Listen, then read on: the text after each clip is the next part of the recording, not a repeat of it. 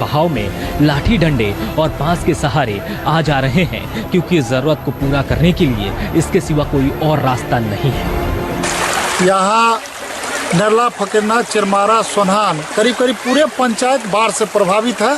और यह गोसाई भूमि का बांध जब तक फ्लड कंट्रोल से नहीं पूरा बनाएगा तब तक ये बार बार हर साल का समस्या है। अभी तक नाव का सुविधा नहीं है, बांस वाला लगा कर लोग आते हैं, फंस खेल करके आते जाते हैं, यहाँ फंस जाएंगे। और सरकार से अविलंब मांग करते हैं कि विस्थापित लोगों के लिए पन्नी और चूड़ा गुड़ का व्यवस्था अविलंब किया जाए। दरभंगा के किरतपुर और जमालपुर इलाके के गाँव पूरी तरह डूब चुके हैं। लोग कमर भर पानी के बीच आने जाने को मजबूर हैं। हालात बिगड़ने के बाद सरकार की नींद खुली है। अब कई जगहों पर कम्युनिटी किचन भी खोले गए हैं। हालात को बिगड़ता देख प्रशासनिक अधिकारी भी मौके का जायजा ले रहे हैं। बाढ़ पीड़ितों की मदद के आदेश जारी हो रहे हैं। विस्थापित परिवारों को सबसे पहले मैं भोजन की व्यवस्था कर रहा हूँ जी। भोजन अभी से बनना शुरू हो गया है, बन रहा है भोजन मिलेगा। इन लोगों को तत्काल हम पॉलीथीन शीट देते हैं और इसके अलावा यदि कोई प्रावधान होगा तो वो सुविधाएं भी दी जाएगी। नेपाल के सीमावर्ती हिस्से में हो रहे जल जमाव से कोसी नदी का उफान हर दिन डरावना होता जा रहा है।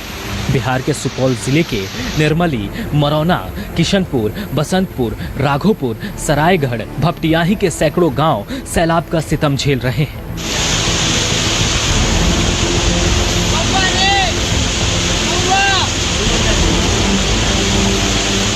सुपौल से महज 3 किलोमीटर की दूरी पर स्थित निर्मली का ये गांव देखिए। बाढ़ के मौसम में यहां पहुंचना भी मुश्किल है। न्यूज़ 24 की टीम जब नाव के सहारे इस गांव में दाखिल हुई तो हर तरफ पानी ही पानी दिखा।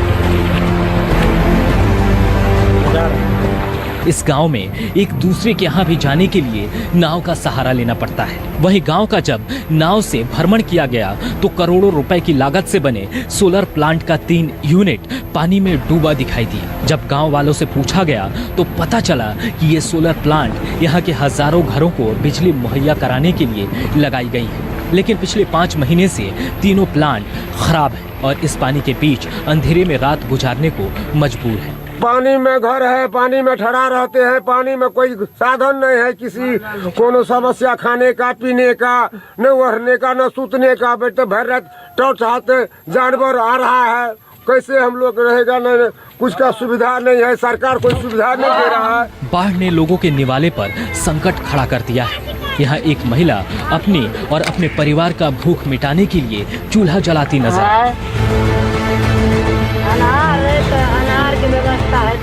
लेकिन जलावन भीगा होने के कारण वो भी ठीक से जल नहीं पा रहा था, सिर्फ धुआं ही निकल रहा था। हमको समस्या है ऐसा, जो खाना नहीं बन रहा है, पानी है, जलावन भी गीला है और 2 दिन से खाना नहीं बना। भूखे प्यासे 2 चूरा फाँक के रहे हैं। निर्मली के इस गांव में सोलर प्लांट के पास ही एक बुजुर्ग अपने सर पर बोरी लिए पानी में आता हुआ नजर आया। पूछने पर पता चला कि गेहूं पीसने के लिए 2-3 किलोमीटर पानी में चला है। परिवार में बाल बच्चे भूखे हैं, इसलिए सर पे आटा है। खाने के लिए नहीं है, बाल बच्चे को कोई देखने वाला नहीं है। यहाँ पर कोई सरकारी अधिकारी या कोई सरकार का अधिकारी नहीं आया। यहाँ पर 2 दिन से भूखा है बाल बच्चे।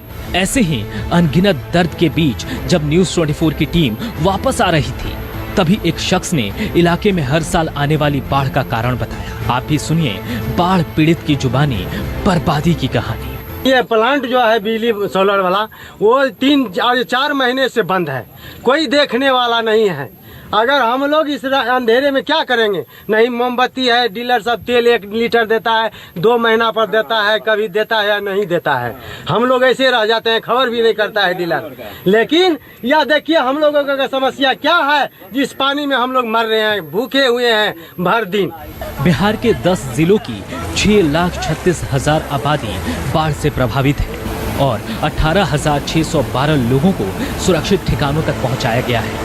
दरभंगा से विपिन कुमार, सुपौल से राहुल कुमार और मुजफ्फरपुर से सौरव कुमार के साथ ब्यूरो रिपोर्ट, न्यूज़ 24।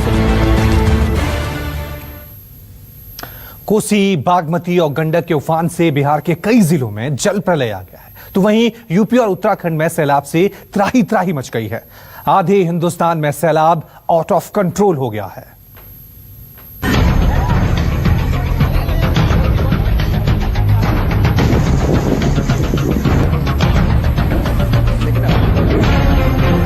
सैलाब में बह गई सड़क, बाढ़ ने मिटाया पुल का वजूद, पानी पानी शहर, पानी पानी गांव, आधे हिंदुस्तान में सैलाब का सायरन।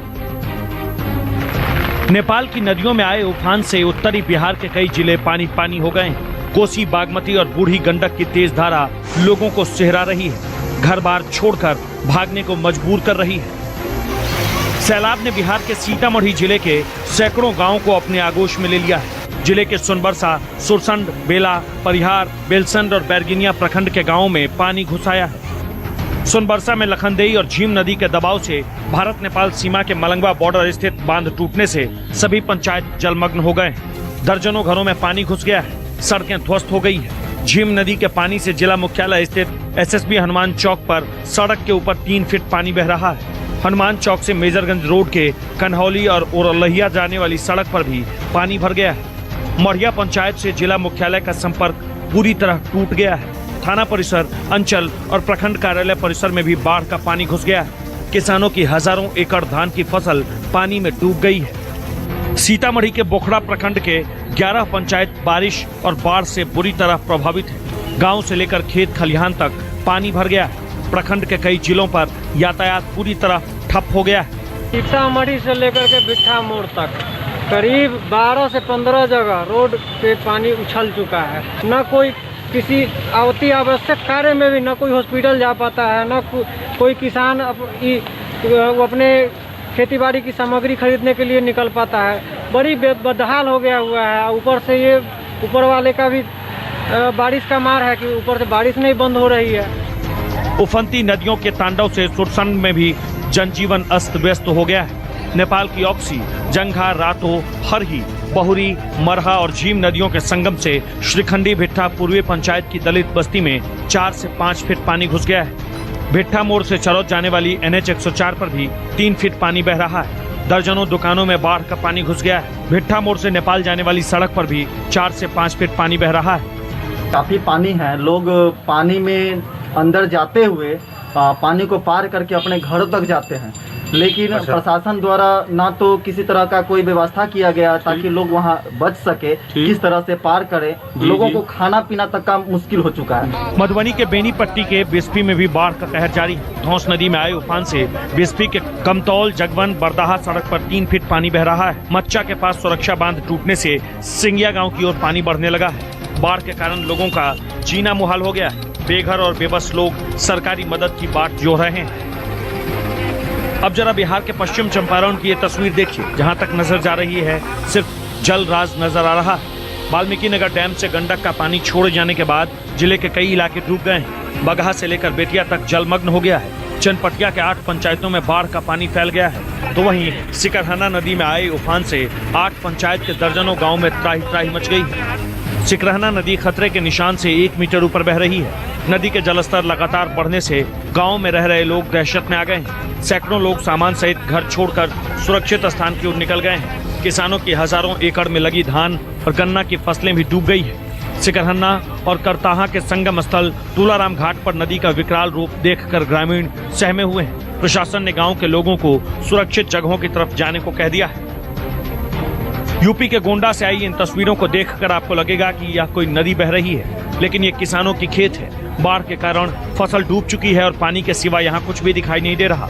इलाके में 5 से 7 फीट तक पानी बह रहा है। जिस इलाके में सैलाब का ये विकराल मंजर दिख रहा है वो गोंडा के करनैलगंज का बालपुर इलाका है। हैरत की बात यह है कि पहले ये इलाका कभी भी बाढ़ की चपेट में नहीं आया था, लेकिन इस बार सैलाब सब कुछ डुबा देने पर आमादा है। जल प्रलय की ये आफत एक दिन में नहीं आई। पिछले 15 दिनों से इस इलाके में घाघरा सरयू का सैलाब लोगों को परेशान कर रहा है। दोनों नदियों से जुड़े छोटे बड़े नालों के पानी ने पूरे इलाके को डुबो दिया है। आधा दर्जन गांव को जाने वाले रास्ते पूरी तरह से पानी में डूब गए हैं। किसी को भी इधर उधर जाने के लिए नाव का ही सहारा लेना पड़ रहा है। सैलाब में सब कुछ डूब जाने से लोगों की रोजी रोटी पर संकट आ गया है। बाढ़ ने निवाले पर भी ताला जड़ दिया है। अब पहली बार देख रहा हूँ इतना सारा पानी, इतना मतलब 2 पुलियाँ टूट गई हैं और फिर कच्ची सड़कें भी उखड़ गई हैं और काफ़ी सारी फसलें भी मतलब इस बार नुकसान हुआ है। तो यही सब दिक्कत है।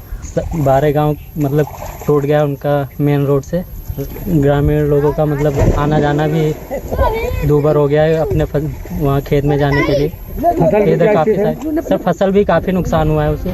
घाघरा और सरयू नदी से जुड़े तमाम नदी नालों की सफाई हर साल मानसून से पहले हुआ करती थी ताकि बाढ़ का पानी लोगों की जिंदगी में खलल न डाल पाए। इस मद में आने वाले करोड़ों रुपए में भ्रष्टाचार घुस गया और नदी नालों की सफाई नहीं हो पाई। अब कहीं ह्यूम पाइप में जलकुंभ भी फंसा है तो कहीं नहर ही कट गई है। अवैध कब्जों से नदियों का वजूद भी खत्म हो रहा है। बाढ़ से यहाँ के लोग डरे सहमे हैं और शासन की ओर से अब तक इन्हें कोई मदद नहीं मिल पाई। इतनी बरसात हुई है, पानी पता नहीं कहाँ से आया है और हम लोगों का 1 दर्जन गांव है इस रोड पे और ऐसी समस्या है कि इस रोड पे जाने के लिए एक यही रास्ता है गोंडा, और किसी को सांप काट ले या किसी के बच्चे की उम्मीद हो तो कोई रास्ता और नहीं।